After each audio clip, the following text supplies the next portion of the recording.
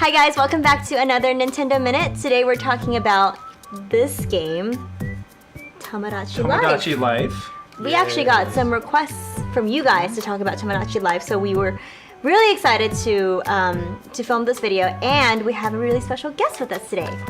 Right, thanks. Here, Thanks for having me. Jonathan Yeckley. Yeah. He also works at Nintendo. Right. And he actually worked on this game. I worked on it in a few different aspects. Technically, and this is a caveat, I work with you guys now. Yes. So it's, you've introduced me as a guest, but really we're like super good buds. We're like best friends, actually. So. No, not really. But And you may have seen John in some Nintendo Directs. Yes. You were in the second ever Nintendo Direct talking about Kid Icarus Uprising. Oh, that's right. Yeah. And you had a cameo Good in stuff. the Tomodachi Life Well, Nintendo Direct. they can go back and look at that and see if they can pick me up. Yeah, we'll leave the link to that Nintendo Direct in the info box, and you Should be guys, pretty easy to you guys will play the game Spot Jonathan. Yeah, obviously this game required, it had some unique challenges, let's say, from a localization perspective. So, I think the goal for most localization is get something that is appropriate for a Western audience, and obviously this is a super quirky game, and even quirkier in certain Japanese ways, that we had to readjust for Western audiences. So I worked with a lot of folks at Nintendo of Europe and Nintendo of America, and obviously with our development partners in Japan. As you know, there's like a voice system in the game that originally was really easy to implement in Japanese, because Japanese is this phonetic language that was pretty easy to implement, with robotic computer voices. But so we had to do a lot of work looking into that system and how that would work. And then, of course, there's a lot of cultural sort of issues where. I don't know, an example might be, are you familiar with the rap battle that's in the game? So originally that was a Shiritori Taikai. Yeah. You know I don't know those. what that is, Those. but- I used to do those with my mom when I grew up. Yeah. So it's a game that's familiar to Japanese people, but we came up with something that was like an equivalent of that, but something familiar For a to Western our audience. Yeah. And that's the beauty of this game. You mentioned a little bit that it's very quirky, it's really different, but there's also like a lot of kind of little surprises within the game that you kind of discover as you play. Yeah. So, and Rap Battles definitely is one of them. My favorite is that little like dungeon crawler game that you get to do in the amusement park. Oh yeah. Super random. Why is that there? Who knows? Yeah, and it's funny that there's all these events that happen at different times of the day. So if Yeah. you only play at night, you you might may not see. know. Right. Yeah, Yeah. exactly. And what I like about it is sort of what you mentioned as well, is how the game really revels in the absurd at times. Right, like you right. might check in on somebody and they're just rolling around Yeah. in their apartment. And, Yeah, it yeah. could be somebody who in real life is super serious and would never do that. And that's part of the fun is Yeah. Yeah. I think absolutely it's super compelling. What do you guys like doing most in the game? Do you like? You can play the game in so many different ways. Do you like feeding them, or dressing them, or seeing what kind of weird relationships come out, or? I do like feeding them. There's just so many different food options, and you never know what Some of them somebody's are going to like. gross, And too. sometimes people in real life like things that they like in the game, and sometimes Yeah. you feed them something crazy Yeah. and they like that. I have a lot of Nintendo coworkers in my game. I find that most interesting for me because I see all of you guys every single day at work. Right. So it's funny for me to like look at you guys in the game, and then Right. also like I'll send like random people emails like, did you see what you're doing in my game, with like a screen grab attached or yeah. something like that. But I'm gonna set you up in a log cabin. yeah, Eat exactly. you corn dogs. Exactly, but the funny thing is I went to one of my coworkers and I was like, look, your me is doing whatever, and then he looked at the favorite food, the top 3 like favorite foods. He was like, how does that game know that these are my actual favorite foods? It would like freak them out. It was really funny. The game can be kind of uncanny that way when you create a Mii character and you give them the personality. You're not putting in a lot of information about them, Right. but sometimes the results of things they say are so spot on to their actual personality, it can be Kinda kind scary. of eerie. Right. Yeah, one of the neat parts about localization is, we not only looked at like all the items and foods and everything in the game, the dreams and, replacing or changing things that might not be familiar to Western audiences. But we even went in and changed things like how the Mii's animate, so to match a personality of somebody who is active. Maybe before they did these weird gestures that weren't familiar, to Americans or Europeans or whatever, and then changed it so that, like you're saying, you put in a personality for your mom, and it's like she ends up doing like the same thing. I know your mom rolls around in her apartment all the time. Obviously. That's true. Yeah. So. That's so funny. What would you say was like a big challenge when you were localizing the game? Big challenge was the songs, the music. Oh, yeah. Because again, that was something that in Japanese, it's based on like a syllable count system. So we had to come up with a system where you could input like entire lines and have the system generate songs based around that. So, and it was fun too because some of the songs were not something that would resonate with the audience. So we would come up with, what would be a song type, techno or something like that. So it was fun. I would take like a recorder on my phone and I'd record a melody, and like send it over to the dev team, and they'd come back with something. Oh, that's awesome, and but let's change this a little bit, Oh, that's awesome. Yeah, groovy robo dancing. The songs are so fun because you can also write your own lyrics, right? Right. That was my favorite part, is writing like random lyrics or people that I've matched up in like insane musical groups. Like Mr. Obata is one of my lead singers in a rock band. Yeah. Oh, nice. But he's like in a band with like random like Nintendo like employees. And you can dress them up and everything. Right. Yeah, so the band's name is President and Co. Get it? Oh yeah. Yeah, nice. Awesome. Anyways. Yeah.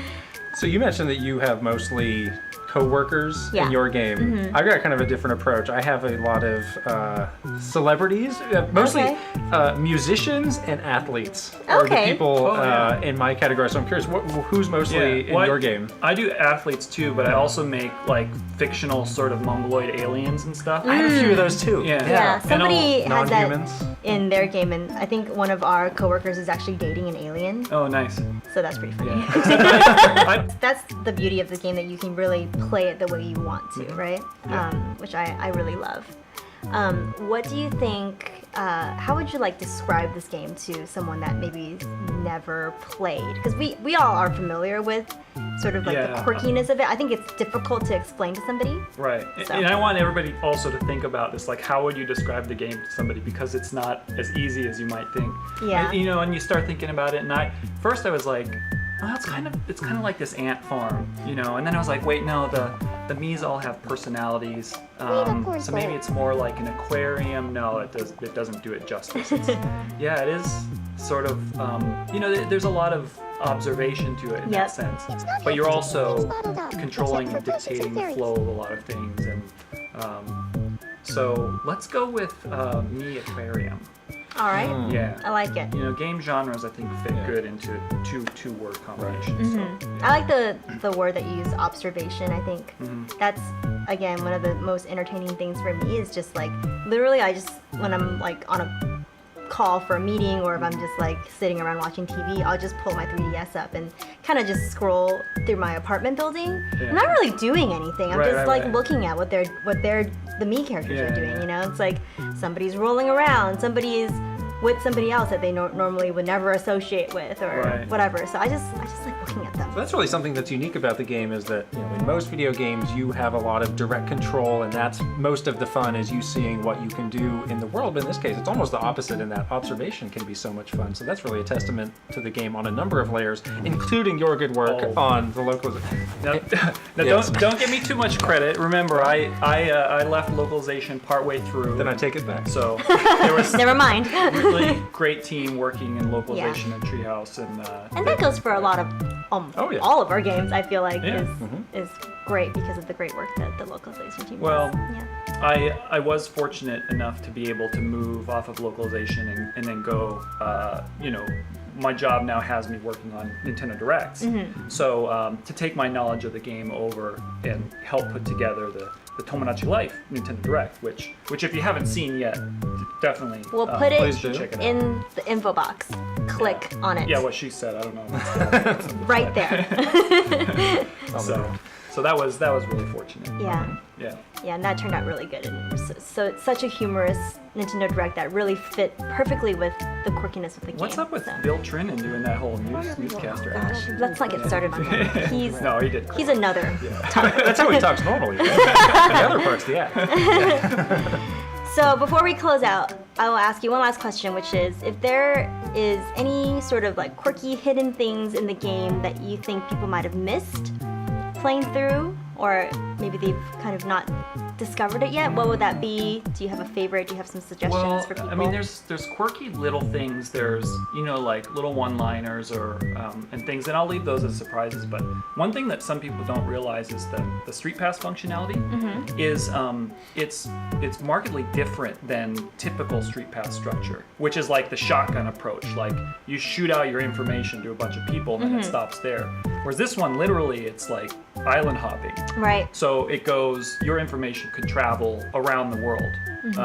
And so that's really exciting. And a lot of people don't realize and don't take advantage of that Street Pass feature. So. And that's with the kids.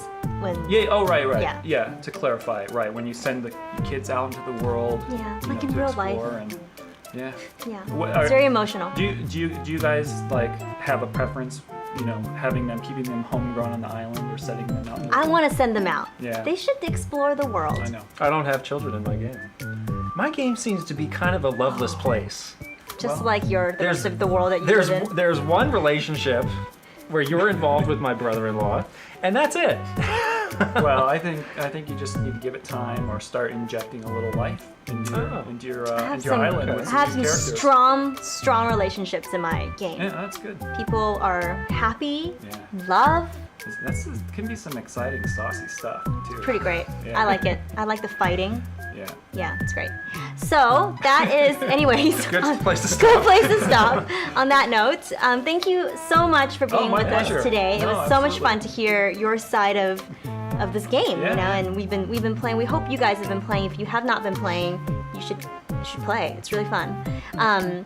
We will leave our QR codes so you can scan those and put them into your Tomodachi live game if you'd like.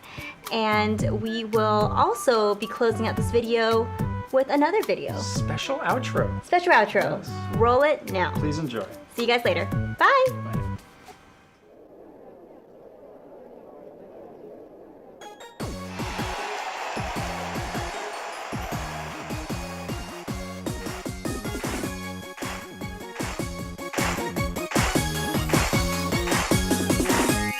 Welcome to the show. 1 minute is very slow. We love playing games. Having fun is very close. We love you, but you love us too. Next time we do this, we will make sure that videos don't take me long. Let us know in the comments below. We can rock the show.